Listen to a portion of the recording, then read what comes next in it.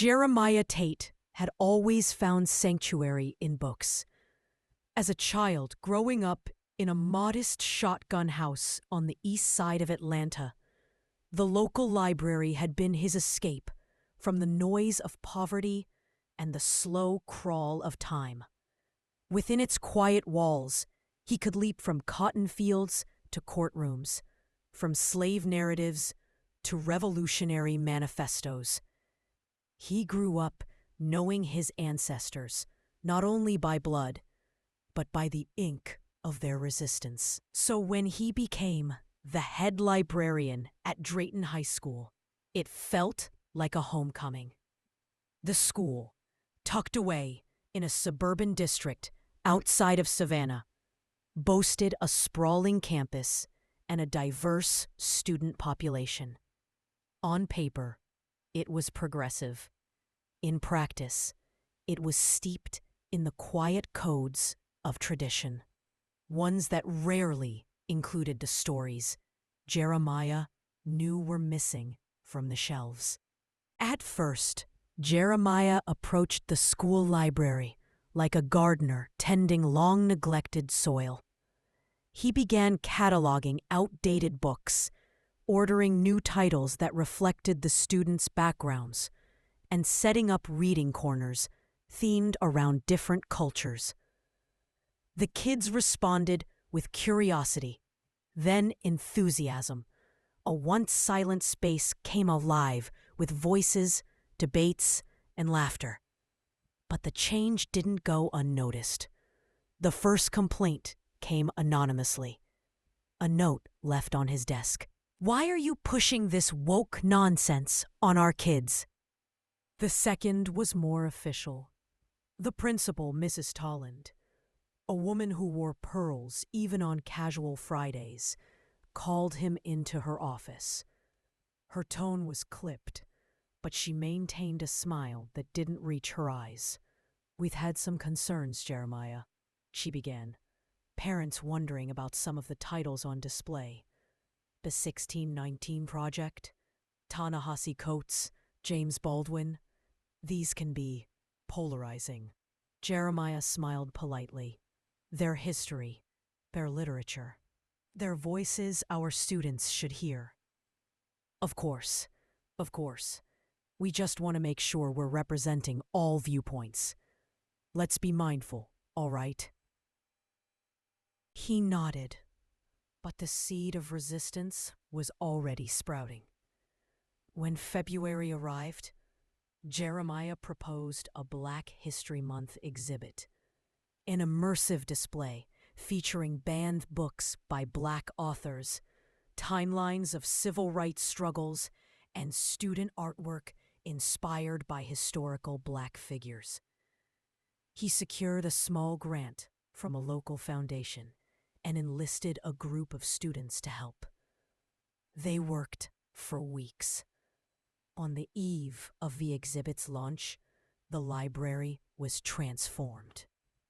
Quotes lined the walls.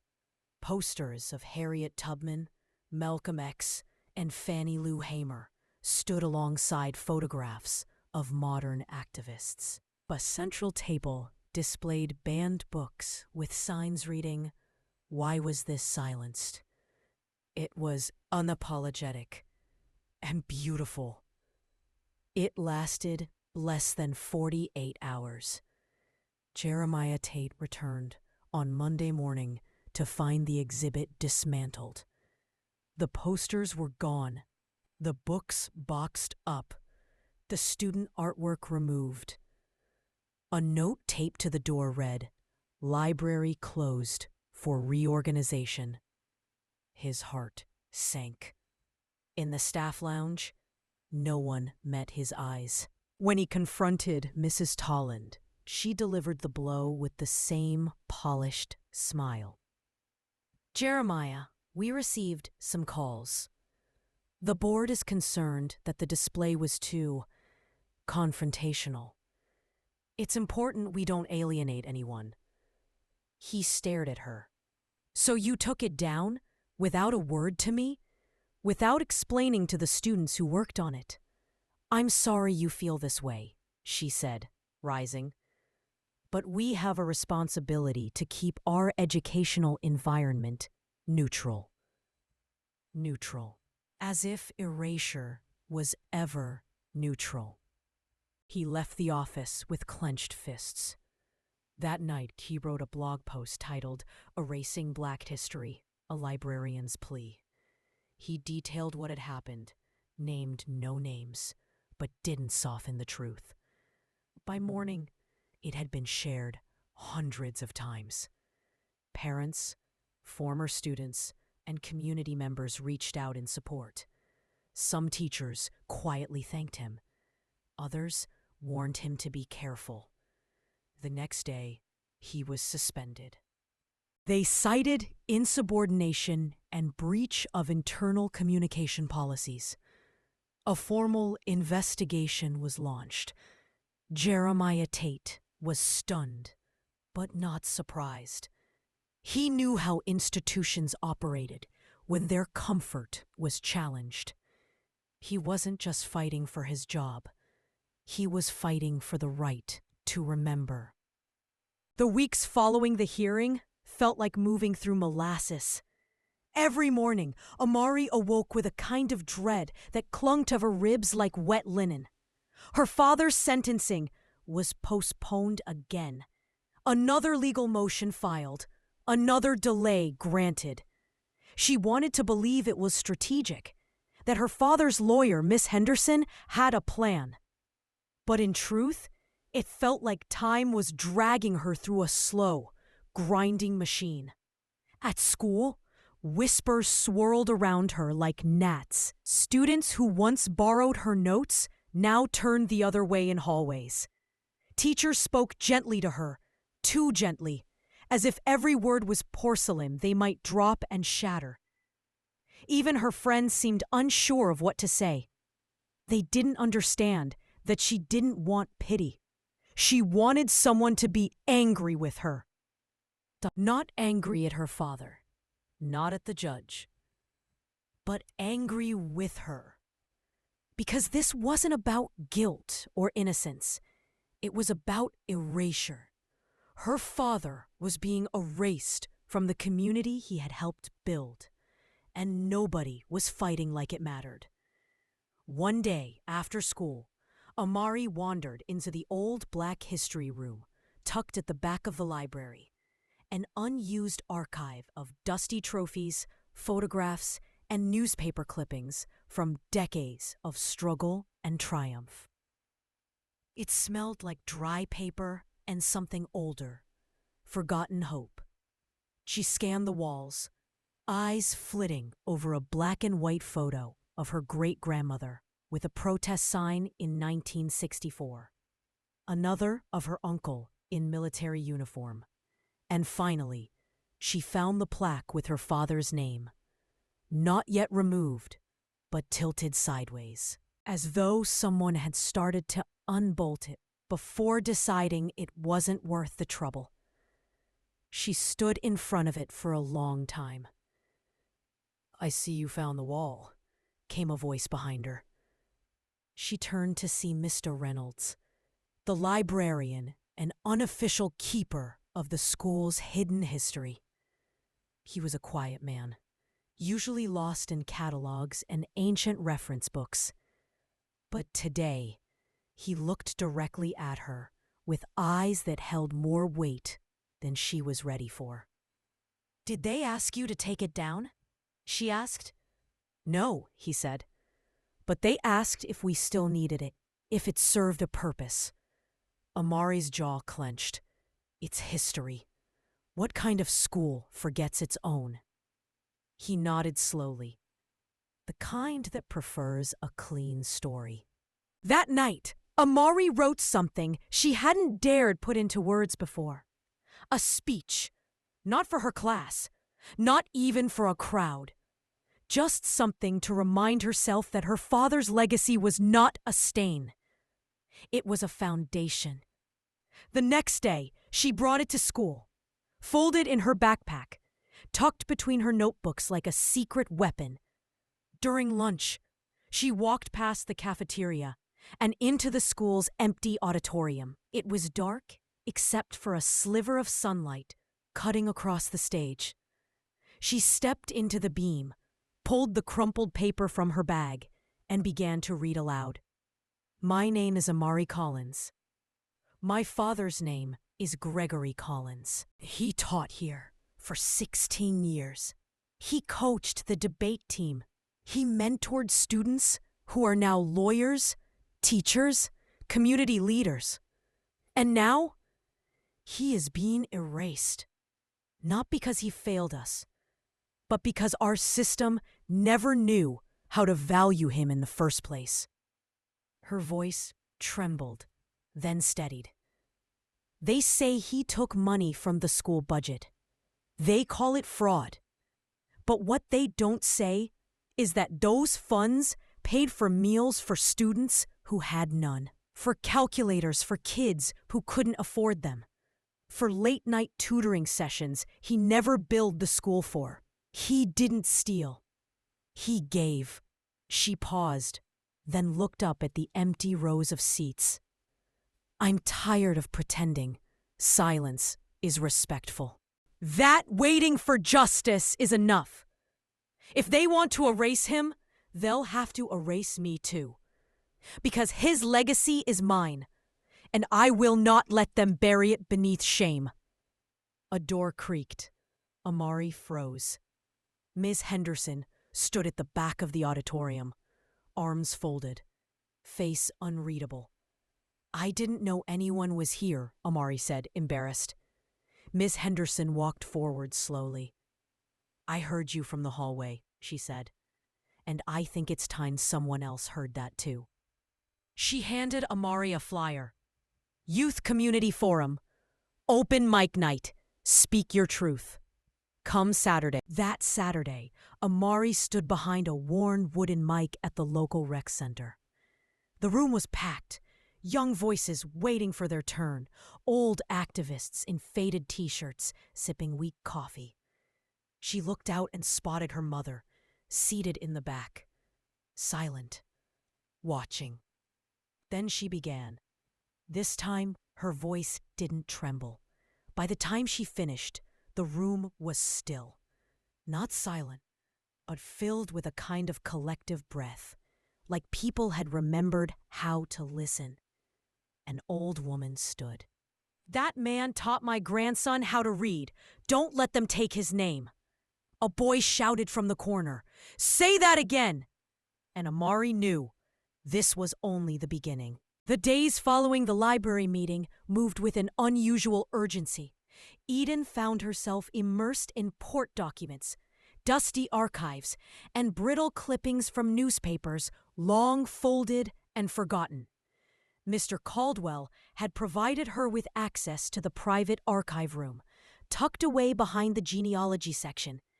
It was in that quiet room, with only the hum of the overhead lights and the occasional cough from an old patron down the hall, that Eden began piecing together a history buried beneath silence. The first real break came in a yellowed manila envelope marked Civic Records, 1953 to 1956. Inside, she found minutes from town council meetings, including one from July 3, 1954. Her grandfather's name, Thomas L. Mays, was right there in black ink. He had spoken that night at a community hearing, requesting funding to reopen the Pine Valley School, the all-black school that had been shuttered quietly in 1952. The motion had been ignored. Not voted down, not debated, simply ignored. She stared at the document in disbelief. There was even a note scribbled in pencil in the margin. Handle quietly. Optics. Optics, she whispered bitterly, as if our lives were a PR problem. Over the next week, Eden assembled a paper trail.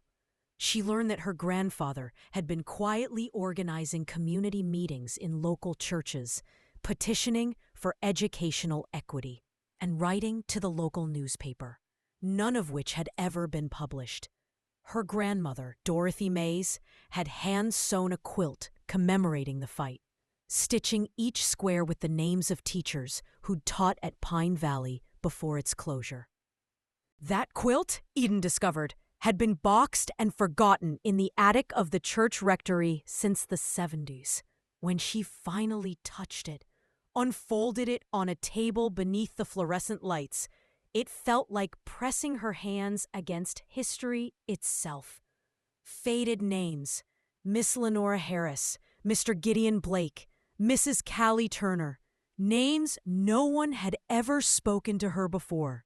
But there was more. A locked drawer in Mr. Caldwell's archive cabinet held a set of restricted documents, sealed court records. Caldwell, hesitant but moved by Eden's conviction, made her a deal. "You get me legal clearance from the mayor's office," he said, "and I'll give you 48 hours with the files."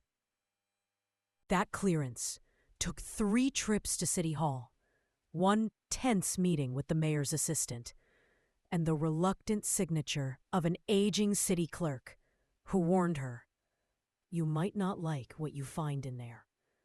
She didn't. The court documents were from 1955, sealed hearings about the eviction of black families from the Eastwood district, Eden's family included. The stated reason?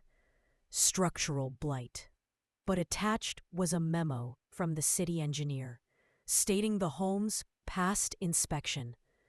Another page, a secret city ordinance, showed plans to replace the neighborhood with a commercial revitalization corridor. In simple terms, they wanted the land, not the people. Her grandfather had fought that too, filed motions, appealed to the state, but he'd lost. Not legally, politically. Eden sat in that archive room and wept. Not for the injustice alone, but for the silence that followed. Her family had never spoken of it, as if the shame was theirs to carry. She knew what she had to do. By the spring of 1993, Elise had transformed her quiet defiance into tangible action. She'd built a modest coalition: lawyers, librarians, students from the nearby community college, and even a few elderly white residents who had long held suspicions about the town's record-keeping. The goal was simple on paper: gain legal access to the locked archive room in the basement of the Hallen County Courthouse. But in practice, the resistance was fierce. Sheriff Bramble made public appearances declaring the sanctity of town history, claiming Elise and her group were trying to rewrite and tarnish the legacy of Hallen. Mayor Kipling accused them of being agitators for an outside agenda. Elise wasn't surprised. She had expected pushback, but not the level of vitriol that spilled from local newspapers, church bulletins, and angry town meetings. Her home was vandalized twice. Someone left a noose on her porch with a Bible verse scrawled on it in black marker. The police dismissed it as a juvenile prank. Elise knew better. What shook her wasn't the threats. It was that many of them came from people she had grown up with. Former classmates, old neighbors, even some who used to greet her mother with politeness in the grocery store aisles. They wore the same faces, but their hearts, it seemed, had calcified over decades of unchallenged narrative. Despite everything, she kept pushing. The legal route proved fruitless. The judge claimed the archive was privately endowed, a vague technicality likely manufactured decades ago. Dead ends piled up. Elise began losing sleep. Then came a break. Maria Thompson, the town's senior archivist, a woman in her 60s with a sharp mind and weary eyes, approached Elise during a food pantry event.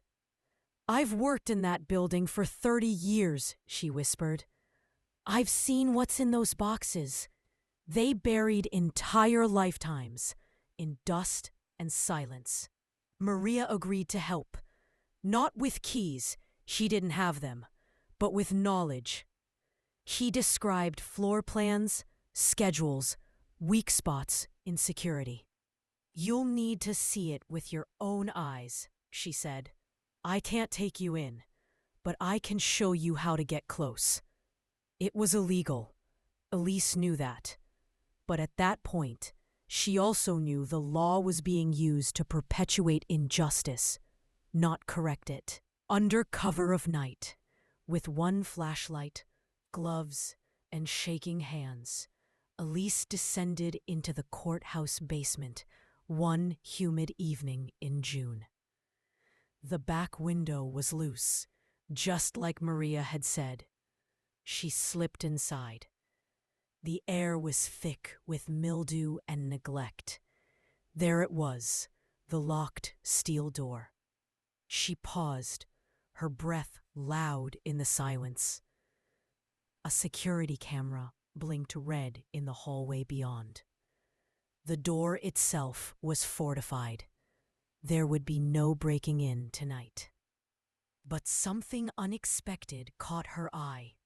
A box outside the room, half crushed behind old furniture.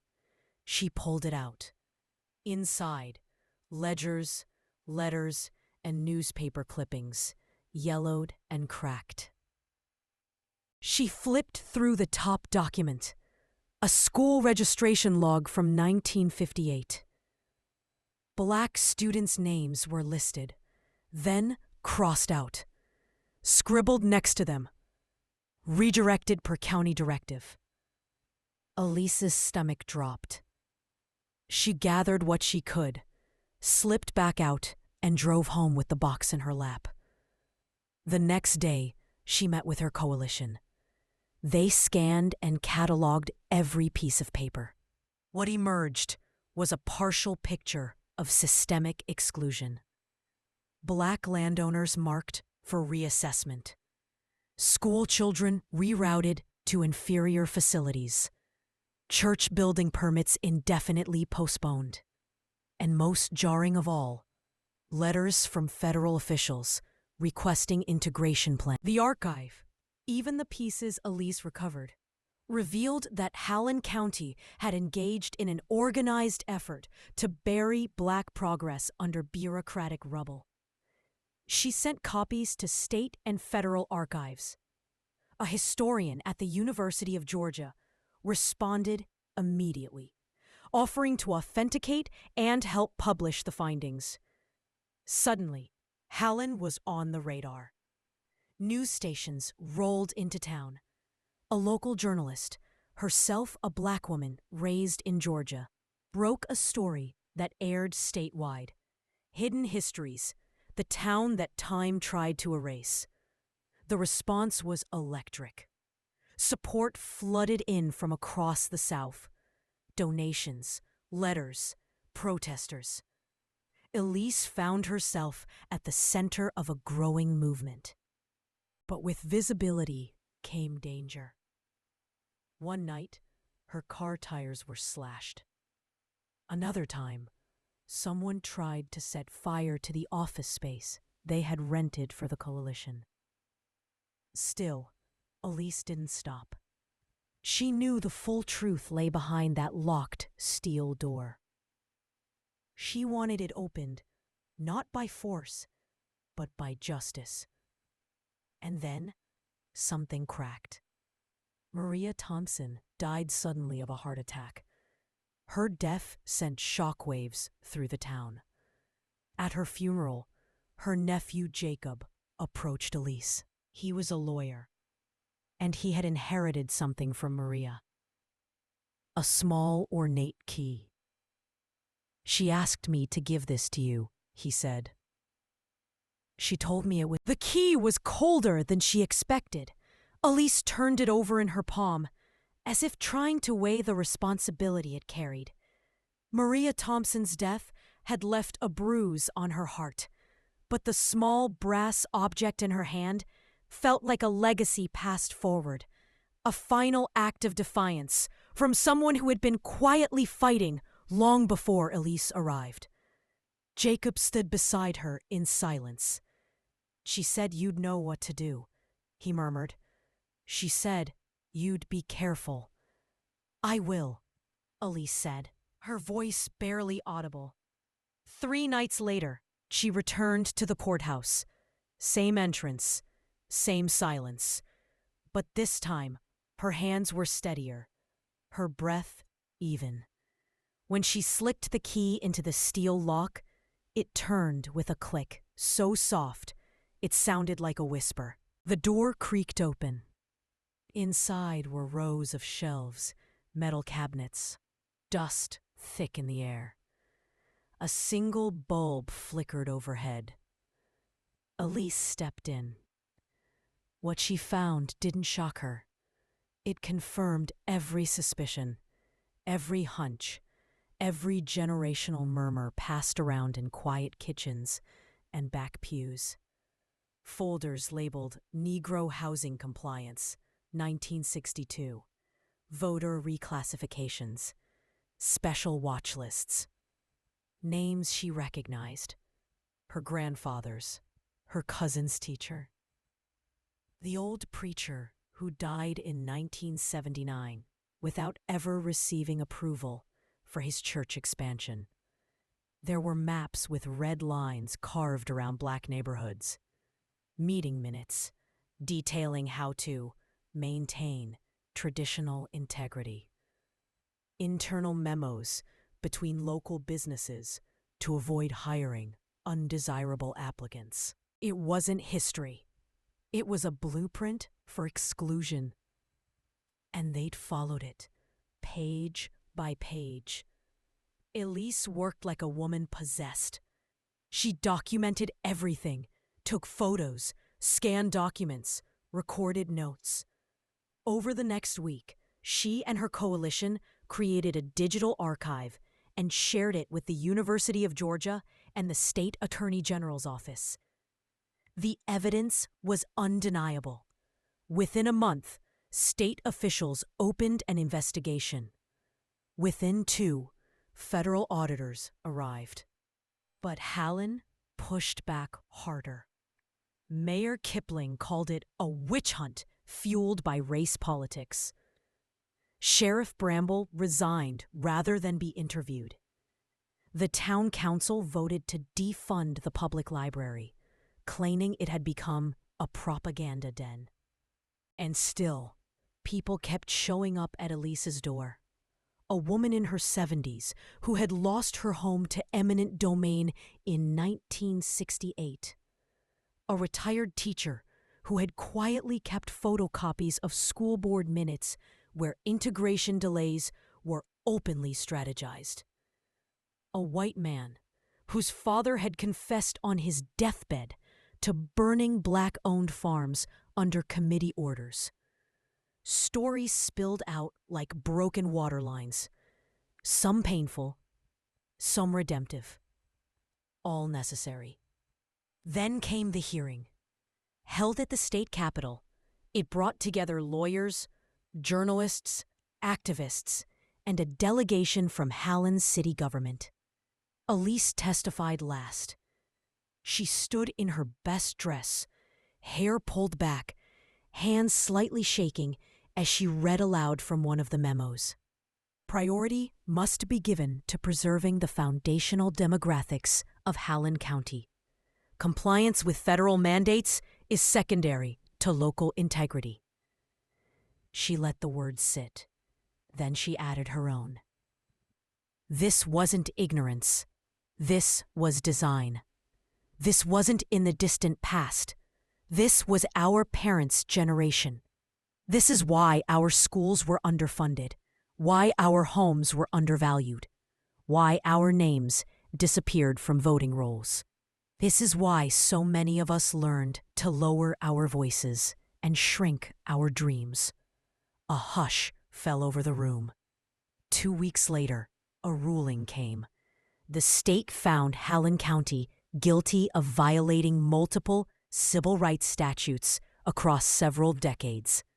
Recommendations followed: reparations to affected families, resignations of implicated officials, in the restoration of defunded community programs, and a permanent opening of the courthouse archives to the public.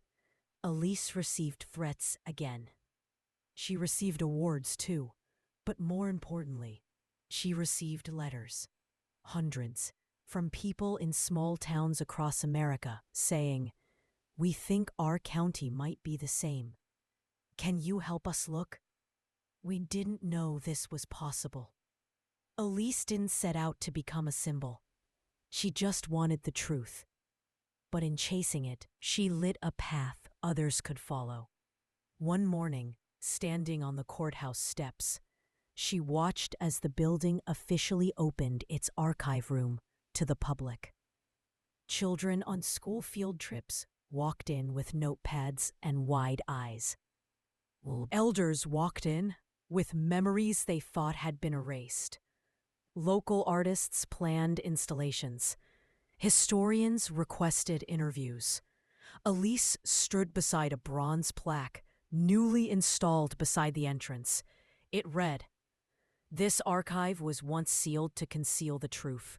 May it now remain open to protect it." She traced the words with her fingers. Then she walked inside.